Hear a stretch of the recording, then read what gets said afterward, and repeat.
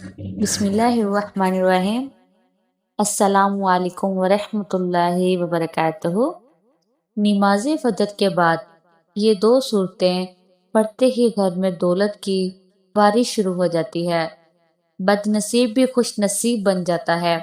ناظرین، آج کل ہر دوسرا شخص رزق کی تنگی کی شکایت کر رہا ہے۔ ہر دل میں ایک پریشانی ہے، ہر گھر میں بے چینی ہے۔ لوگ سوچتے ہیں کہ آخر ایسا کیا کریں کہ ان کے حالات بدل جائیں، ان کے گھر میں بھی خوشیاں آئیں، ان کے بچوں کا مستقبل سنور جائے۔ جب وہ اپنے ارد گرد دیکھتے ہیں، دوسروں کے بنگلوں، گاڑیوں، کوٹھیوں کو دیکھتے ہیں تو دل میں ایک چبھن سی محسوس ہوتی ہے۔ دل کہتا ہے کہ ہمارے ساتھ ہی ایسا کیوں ہے؟ ہماری قسمت کب بدلے گی؟ بہت سے لوگ ایسے ہیں جو دن رات محنت تو کرتے ہیں مگر پھر بھی حالات ویسے کے ویسے رہتے ہیں۔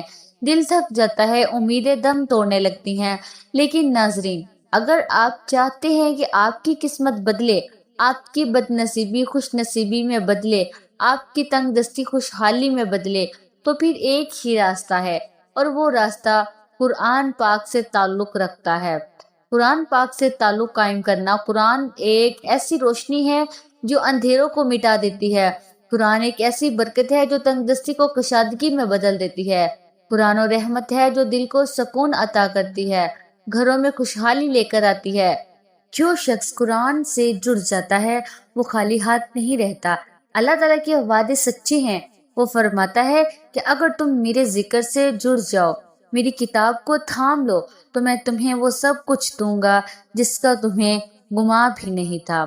ناظرین کرام، قرآن پاک کی دو ایسی صورتیں ہیں جن کی تلاوت اگر ایک بندہ فجر کی نماز کے بعد یا عصر کی نماز کے بعد مستقل مزاجی سے کرنا شروع کر دے تو وہ بندہ جسے دنیا نے بد نصیب قرار دے دیا ہو، جسے کوئی عزت کی نگاہ سے دیکھتا نہ ہو، جسے محفل میں نہ بلایا جاتا ہو، جس سے بات کرنا لوگ ایسے مقام کے خلاف سمجھتے ہوں، اس کی قسمت بھی اللہ کے فضل سے بدل سکتی ہے۔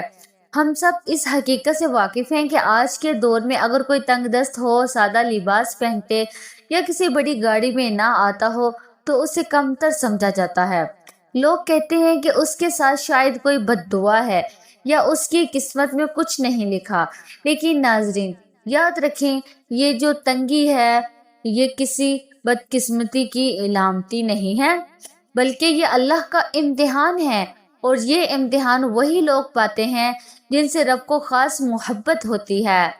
کیونکہ آسانیوں میں تو ہر کوئی شکر ادا کرتا ہی ہے، مگر اصل بندہ وہی ہوتا ہے جو تنگی میں بھی صبر کرے، سجدے میں گرے اور رب سے مانگتا رہے۔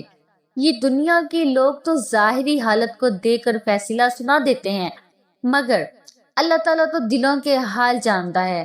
لہٰذا ناظرین، اگر آپ چاہتے ہیں کہ اللہ آپ کو وہ مقام عطا کرے جہاں لوگ آپ کو قدر کی نگاہ سے دیکھے، تو دل سے قرآن کو تھام لیں، اور خاص طور پر ان دو صورتوں کو اپنی زندگی کا معمول بنا لیجیے گا۔ یاد رکھیں، انسان صرف اس وقت ذلیل ہوتا ہے جب وہ اللہ کے سوا کسی اور کا محتاج ہو جائے۔ اس لیے دعا یہی ہونی چاہیے کہ یا اللہ، ہمیں اپنے سوا کسی کا محتاج نہ کرنا۔ ناظرین، جب انسان اللہ کو چھوڑ کر بندوں کا محتاج بن جاتا ہے نا، تو وہ صرف ضرورت مند نہیں رہتا، وہ رفتہ رفتہ بلیک میل ہونے لگتا ہے، اس کی خودداری ختم ہو جاتی ہے، اس کی نظریں نیچے ہو جاتی ہیں، وہ اس قابل نہیں رہتا کہ کسی کے سامنے اپنا حق بھی عزت سے مانگ سکے، اور پھر وہی انسان جس نے کبھی اس کی مدد کی تھی بار بار تانے دیتا ہے، یاد دلاتا ہے کہ میں نے تجھے اس وقت دیا تھا، میں نے تیرے لیے یہ کیا تھا، اور یہی انسان کی عزت نفس کو مجروح کر دیتی ہے۔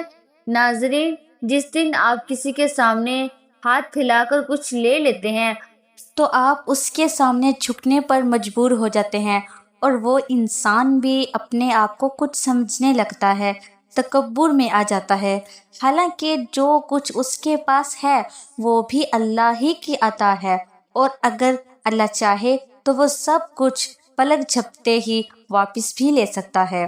اس لیے عقل مند وہی ہے جو عاجزی اختیار کرے، نہ کسی کے سامنے غرور کرے، اور نہ کسی کے سامنے محتاج بنے۔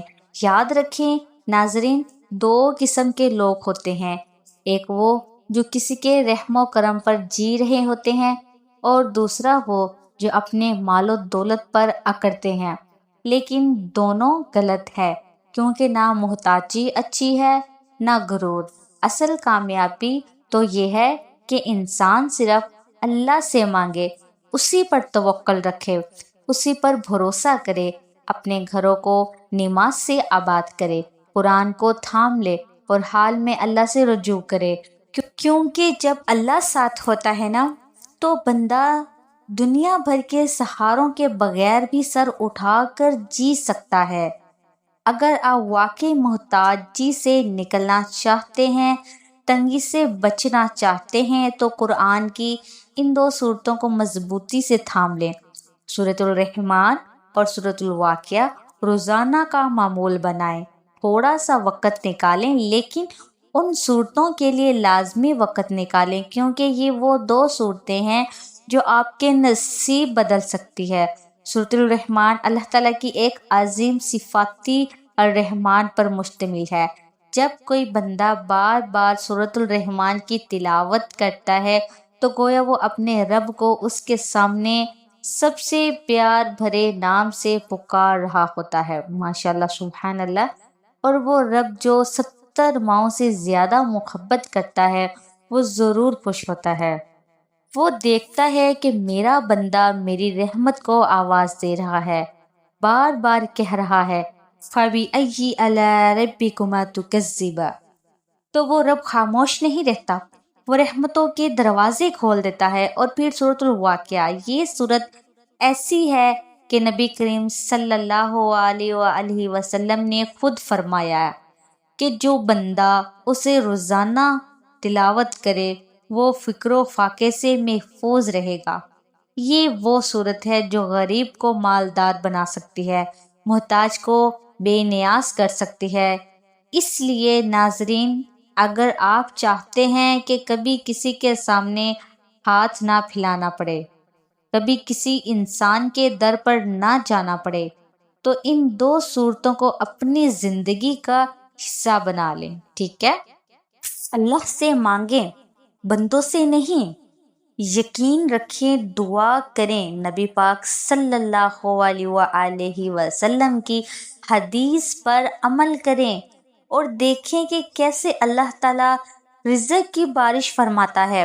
ہو سکتا ہے پہلا دن گزر جائے، دوسرا دن بھی خاموشی سے گزر جائے، لیکن تیسرے دن اللہ تعالیٰ آپ کے لیے ایسے دروازے کھول دے گا جن کا آپ نے کبھی بھی سوچا بھی نہیں ہوگا، کبھی تصور بھی نہیں کیا ہوگا۔ بس دل میں یہ یقین رکھیں کہ جو اللہ پر بھروسہ کرتا ہے وہ کبھی خالی نہیں رہتا۔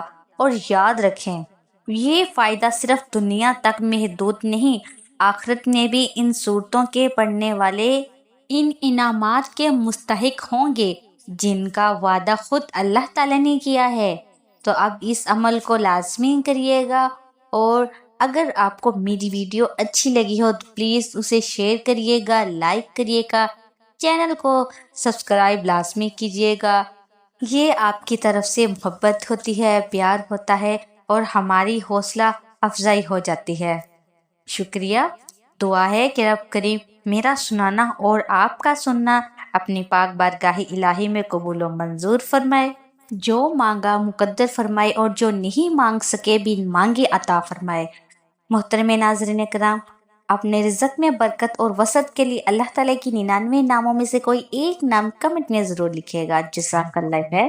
السلام علیکم ورحمۃ اللہ وبرکاتہ۔